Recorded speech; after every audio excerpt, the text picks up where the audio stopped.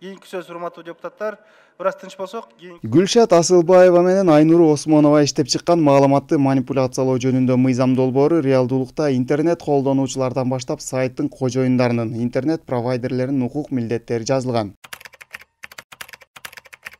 Жаңы мыйзам долбоору 9 беренеден турат. Анда колдонуучулардан баштап сайттын кожоюндарынын, интернет провайдерлеринин укук милдеттери жазылган. Мыйзам бузулган учурда сайттарды ыйгарым укуктуу органдар сотко чейин эле чектей алат. Мыйзам долбоорунун максаты соц тармактардагы жалган маалыматтардан коргонууну камсыз кылуу. Маалымат жайылтууда интернет провайдерлер менен колдонуучулардын укуктары менен милдетин жана буларды жөнгө салуучу органдын функцияларын аныктоо экени айтылат.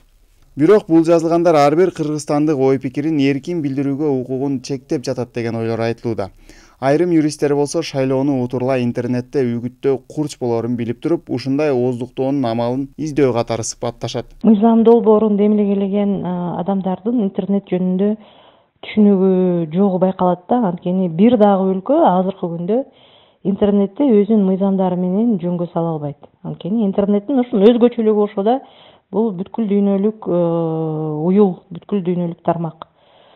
Ошондуктан бул мыйзам эч кандай натыйжага алып келбейт. Тескерисинче ошондой мамлекеттик органды түзүүгө, ага атайын программаларды сатып алууга же иштеп чыгууга мамлекеттин абдан көп каражаты кетип калышы мүмкүн. Ошондой эле журналисттер коомдук уюмунун төрагасы Марс Тулегеновдун пикиринде мындай мыйзам долбоор жалпыга маалымдоо каражаттарынын ишмердүүлүгүнө терс таасирин тийгизерин кошумчалады. Мыйзам долбоору боюнча айта турган болсок, бул албетте ЖМКлардын ишмердүүлүгүнө деги эле жалпы жонунан айта турган болсок, сөз эркиндигине чектөө катары кабыл алынып жатат.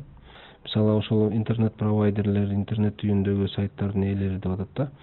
Анда булар сөзсүз түрдө ошолордун чыгымдарын, ошол мыйзам долбоорунда чыгымдарын көрсөтүш керек болчу да. Мисалы бул мыйзам долбоору ишке ашырууда кандай кадамдар жасаш керек жана ошол кадамдар кандай чыгымдарды алып келет.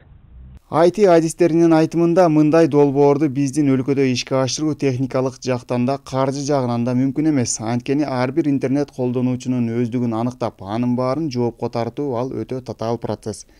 Ильяс Анарбай уулу, Өзкүн Жороев, Нур Ньюс, Бишкек.